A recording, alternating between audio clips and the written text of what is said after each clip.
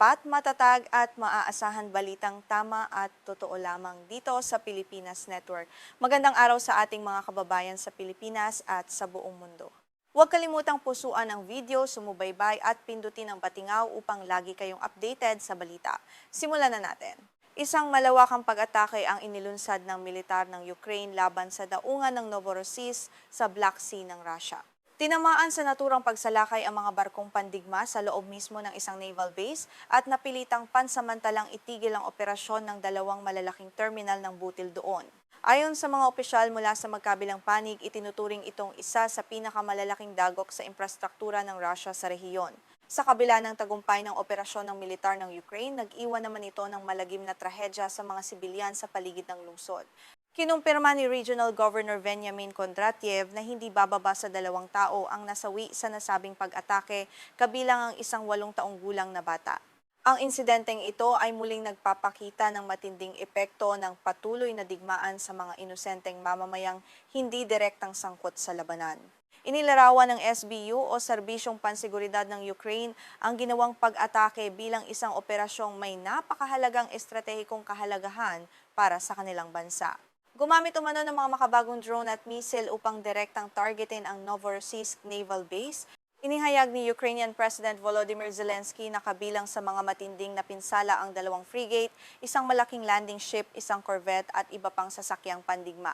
Dahil itinuturing ang Russia bilang isa sa pinakamalalaking exporter ng trigo sa buong mundo, ang pag-atake sa mga terminal ng butil ay nagdulot ng malaking pangamba sa pandaigdigang supply ng pagkain.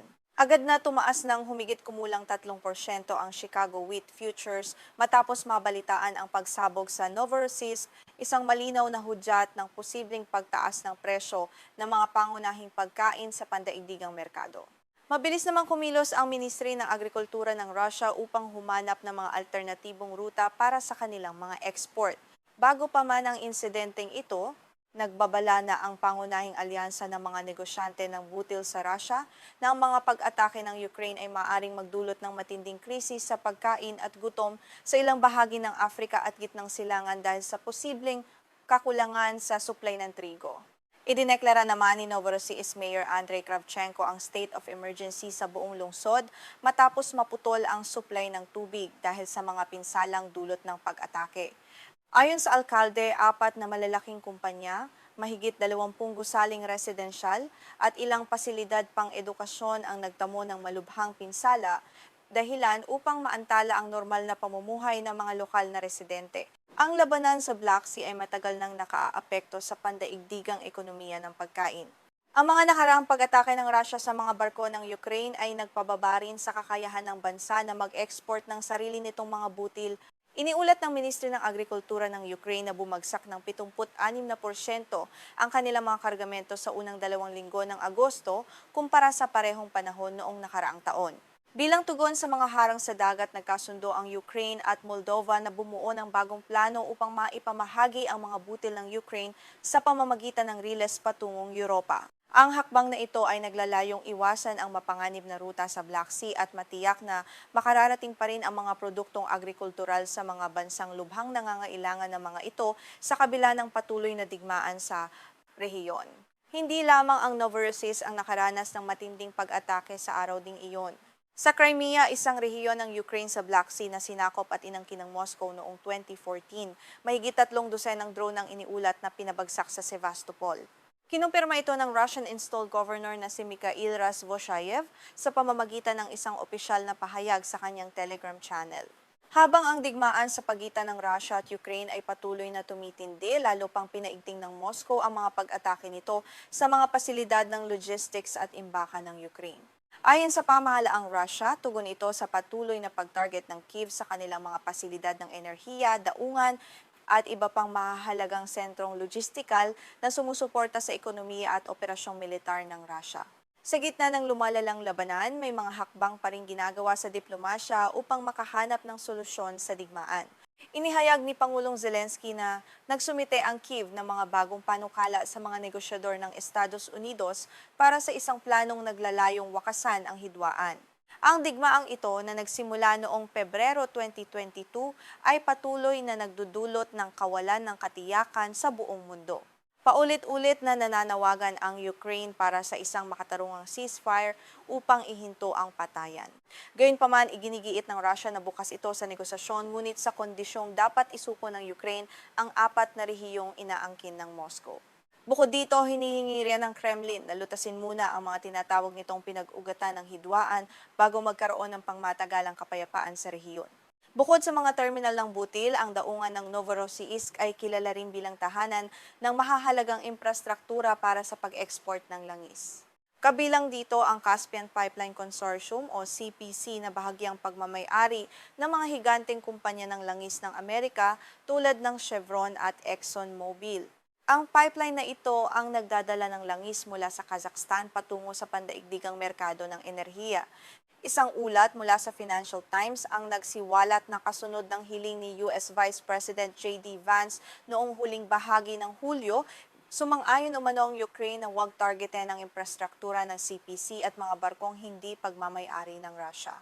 Ang kasunduang ito ay may kondisyong ang mga barkong ito ay hindi dapat saklaw ng mga parusa ng Ukraine o ginagamit sa pagdadala ng kontrabandong langis ng Russia patungo sa ibang bansa. Hanggang sa kasalukuyan, hindi pa nagbibigay ng opisyal na pahayag o komento ang tanggapan ng Pangulo ng Ukraine hinggil sa ulat ng Financial Times. Ipinapakita nito ang sensitibong kalikasan ng diplomasya sa pagitan ng Kiev at Washington, lalo na pagdating sa mga usaping may kinalaman sa pandaigdigang supply ng enerhiya, mga interes ng mga bansang kanluranin, at kaligtasan ng mga sasakyang dagat na hindi pagmamay-ari ng Russia. Ang Novorossiysk Naval Base ay may napakalaking papel sa depensa ng Russia sa kasalukuyan. Nagsisilbi itong alternatibong kanlungan ng Black Sea Fleet ng Russia matapos maging mas madala sa mga pag-atake ng Ukraine sa Sevastopol sa Crimea. Ang matagumpay na pag-atake sa pasilidad na ito ay nagpapakita na kayang abutin ng mga makabagong armas ng Ukraine ang mga estratehikong lokasyon ng Russia kahit malayo ang mga ito sa pangunahing linya ng labanan. Para sa mga bansang umaasa sa inaangkat na pagkain tulad ng Pilipinas at iba pang bansa sa Asia at Afrika, ang bawat pagtaas ng presyo ng trigo ay maaring magkaroon ng direktang epekto sa lokal na ekonomiya. Ang kawalan ng katiyakan sa Black Sea ay maaaring magpataas sa presyo ng harina, tinapay at iba pang pangunahing pangangailangan na lalo pang nagpapahirap sa mga mamamayan sa gitna ng mataas na inflasyon sa iba't ibang bahagi ng mundo. Ayon sa mga eksperto sa militar, ang paggamit ng mga drone sa dagat at makabagong misil ay tuluyang nagpabago sa mukha ng modernong digmaan sa karagatan. Nagawa ng Ukraine na walang malaking tradisyonal na hukbong dagat na hamunin at limitahan ang galaw ng makapangyarihang Black Sea Fleet ng Russia. Ang estratehiyang ito ay patuloy na nagbibigay ng malaking bentahe sa Kyiv sa kabila ng mga hamon nito sa mga tauhan at kagamitan. Ipinapakita rin ng sitwasyong ito ang masalimuot na ugnayan ng digmaan at pandaigdigang ekonomiya. Habang sinusuportahan ng Estados Unidos ang depensa ng Ukraine, kailangan din nitong protektahan ang sarili nitong mga interes sa enerhiya at iwasan ang mas malawak na krisis sa ekonomiya.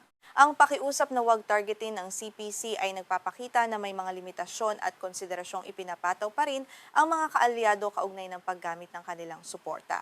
Sa pagtatapos ng ulat na ito, malinaw na ang hidwaan sa pagitan ng dalawang bansa ay hindi lamang isang labanan sa lupa, kundi isang malawakang digmaan na nakaaapekto sa enerhiya, pagkain at seguridad ng buong daigdig. Patuloy naming babantayan ang mga susunod na kaganapan at ang magiging epekto ng mga ito sa ating bansa. Isang napakahalagang ulat ukol sa seguridad ang ating tatalakayin ngayon. Matagumpay na naitatag ng Russia ang isang mistulang pader na bakal sa himpapawid sa paligid ng Moscow. Ayon sa mga pinakabagong ulat, 79% ng mga drone ng Ukraine ang matagumpay na napapabagsak bago pa man makalapit sa lungsod sa tulong ng isang makabagong 3-layer air defense system. Mismong si Ukrainian President Volodymyr Zelensky ang nagkumpirma na nagtayo ang hukbong militar ng Russia ng 3 magkakahiwalay na antas ng depensang panghimpapawid sa paligid ng kanilang kabisera. Ayon pa sa kanya, gumawa rin ang Moscow ng katulad na network ng depensa bagaman sa mas maliit na sukat sa paligid ng St. Petersburg na siyang ikalawang pinakamalaking sentro ng ekonomiya sa buong bansa.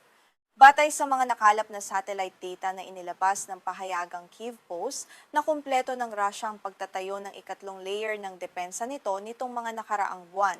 Ang karagdagang harang na ito ay binuo upang magsilbing isang saradong singsing na ganap na pumapalibot sa buong kalakhang Moscow at sa mga kalapit nitong suburb na may napakataas na densidad ng populasyon at mahahalagang pasilidad. Ang ikatlong layer na ito ay karagdagang proteksyon sa dalawang naunang defense belt na naitatag na, kabilang ang mga matatayog na tore laban sa mga drone ng kaaway. Bukod dito, pinalakas din ng militar ng Russia ang kanilang depensa sa mismong loob ng lungsod upang direktang protektahan ang makasaysayang Kremlin gamit ang mga mobile short-range air defense system na mabilis na maililipat sa iba't ibang pwesto. Isang kawili-wiling video na inilabas noong huling bahagi ng Mayo ang nagpakita sa dambuhalang Mi-26 heavy transport helicopter ng Russia habang maingat nitong binubuhat ang isang Pantsir SMD-E air defense system. Ang naturang makabagong kagamitang militar ay inilagay sa mismong bubong ng isang mataas na gusali sa gitnang bahagi ng Moscow na nagpapakita ng kanilang agresibong hakbang laban sa mga banta. Ang Pantsir SMDE ay isang makabagong bersyon ng sandata na partikular na idinisenyo upang tugisin at wasakin ang maliliit na drone. Nilagyan ito ng 48 TKB-1055 missile na may epektibong saklaw na 7 kilometro at kayang umabot sa taas na 5,000 metro. Bukod dito, maaari rin itong magdala ng 12 karaniwang missile para sa mas malawak na misyon ng pagtatanggol sa himpapawid. Ayon naman sa ulat ng kilalang Ukrainian military portal na Militarny, ang ikalawang layer ng depensa ng Russia ay naitatag na simula pa noong nakaraang taon. Mahigit 40 espesyal na air defense tower ang itinayo sa paligid ng Moscow mula Mayo hanggang Setyembre upang magsilbing matataas na plataporma para sa mga radar at anti-aircraft system na nagbibigay ng mas malawak na pananaw laban sa mga target. Ang pangunahing bahagi ng mga pangyarihang depensang ito ay binubuo ng humigit kumulang 100 Pansires-1 complex kasama ang ilang TOR missile system na mas kakaunti ang bilang. Ang mga sistemang ito ay dalubhasa sa pagtukoy at mabilis na pagwasak sa mga papasok na Ukrainian kamikaze drone at mga cruise missile na lumilipad ng mababa upang makaiwas sa mga radar ng militar. Para sa mga mas malalaking banta, higit sa 20 S-400 air defense battery ang ipinakalat sa iba't ibang estratehikong lokasyon sa paligid ng kabisera. Ang mga dambuhalang sistemang ito ay may pangunahing tungkulin na harangin at wasakin ang mga high-speed cruise missile at tactical ballistic missile na naglalayong magdulot ng malawakang pinsala sa mga sentral na infrastruktura ng pamahalaan at militar. Ibinahagi ni Moscow Mayor Sergei Sobyanin na mahigit 6,200 drone ng Ukraine ang nagtangkang sumalakay sa rehiyon ng Moscow sa buong buwan ng Hulyo. Gayunpaman, ayon sa kanyang opisyal na pahayag, halos lahat ng mga ito ay matagumpay na na-neutralize o pinabagsak sa pamamagitan ng electronic warfare at air defense system bago pa man sila makalapit sa mga pangunahing target sa loob ng kabisera. Kinumpirma rin ng drone bomber, isang kilalang open source intelligence analyst sa Ukraine, na humigit kumulang 1,500 drone ang opisyal na natukoy at hinarang sa paligid ng rehiyon ng Moscow noong nakaraang buwan. Ang ulat na ito ay nagpapakita ng tindi ng patuloy na opensiba ng Ukraine at kung paano ang depensa ng Russia ay nananatiling alerto at handa anumang oras laban sa mga pag-atake. Sa mga drone na natukoy, halos 1,400 ang binaril sa una at ikalawang layer ng depensa. 10-10 lamang ang nakarating sa ikatlong layer malapit sa Moscow Ring Road na itinuturing na opisyal na hangganan ng lungsod. Sa huli, iisang drone lamang ang matagumpay na nakapasok sa himpapawid ng mismong lungsod ng Moscow, nakatumbas ng napakababang antas na 0.07%. Bagaman may pagkakaiba ang bilang na itinala ng drone bomber kumpara sa mas mataas na bilang na iniulat ni Mayor Sobyanin, ipinaliwanag ng mga eksperto na maaaring hindi pa ganap na natutukoy ng mga open source intelligence analysts ang lahat ng inilunsad na drone dahil sa kakulangan ng opisyal na kumpirmasyon sa bawat individual na insidente. Gayunpaman, parehong nagpapakita ang dalawang ulat ng napakataas na antas ng tagumpay ng depensa. Sa kabila ng napakahigpit na depensa, may ilang piling target pa rin ang nagtamo ng pinsala sa nakalipas na 2 buwan. Kabilang dito ang Kapotnia Oil Refinery, ang Dubna Space Communication Center at isang bodega ng wild berries. Gayunpaman, ayon sa mga lokal na otoridad, karamihan sa mga pinsalang ito ay hindi dahil sa direktang pag-atake, kundi sanhi lamang ng mga bumabagsak na labi ng mga drone na nawasak. Dahil dito, inilarawan ng drone bomber ang kabuang resulta ng opensiba ng Ukraine bilang isang malaking kabiguan. Ayon sa kanyang pagsusuri, ang bilang ng mga drone na nakalusot at nakapinsala ay parang isang patak lamang sa karagatan kumpara sa libu-libong drone na inilunsad ng Ukraine. Ang ganitong resulta ay lubhang nakakadismaya para sa panig ng Kiev, na umasang makapagdudulot ng malaking takot sa puso ng mga mamamayang Ruso. Nabigo rin ang pangunahing diskarte ng Ukraine na ubusin ang mga mamahaling air defense missile ng Russia sa pamamagitan ng pagpapadala ng mga murang drone. Lumalabas sa mga ulat na ang sistema ng Russia ay patuloy na gumagana ng walang aberya, sapat pa rin ang kanilang supply ng mga bala at missile, at ang depensa sa paligid ng lungsod ay nananatiling buo at handang tumugon sa anumang susunod na alon ng mga pag-atake. Ayon sa karagdagang pagsusuri ng AMK mapping at militarny, sinubukan ng Ukraine na maglunsad ng mga drone mula sa lahat ng posibleng direksyon upang maghanap ng anumang kahinaan sa depensa ng Moscow. Gayunpaman, nabigo silang makahanap ng kahit isang butas na nagpapatunay na ang kabisera ng Russia ay napapaligiran ng isang epektibong pader na bakal na mahirap malusutan ng anumang uri ng unmanned aerial vehicle. Sa kabilang banda, nanindigan si Pangulong Zelensky na ang bawat sistema ng depensa ay may kanya-kanyang limitasyon at darating din ang araw na mauubusan ng bala ang Russia. Binigyang diin din niya na ang patuloy na pag-atake ng Ukraine sa mga linya ng supply, logistics infrastructure, at mga pasilidad ng langis ng Russia ay nagdulot na umano ng pinsalang nagkakahalaga ng humigit kumulang $12 bilyong na nagpapahina sa ekonomiya ng Moscow. Bilang patunay sa mga alternatibong target noong ika-10 ng Agosto, isang drone strike ng Ukraine sa isang refinery sa rehiyon ng Tatarstan ang naging sanhi ng pagkamatay ng 13 tao at pagkasugat ng 75 pa. Ang insidenteng ito ay nagpapakita na bagaman napakaligtas ng lungsod ng Moscow, marami pa ring ibang bahagi ng malawak na bansa ng Russia ang madaling salakayin at walang sapat na depensa. Ayon kay David Hambling ng Forbes at Matthias Eken ng Rand Europe, ang matinding pagtutok ng Russia sa pagtatanggol sa Moscow ay nagiiwan sa ibang bahagi ng bansa na madaling mapinsala. Dahil sa dambuhalang sukat ng teritoryo ng bansa, imposibleng bantayan ang bawat refinery, imbakan ng langis, at pasilidad ng militar na nagpipilit sa kanila na pumili kung aling mga lugar lamang ang bibigyan ng prioridad sa depensa.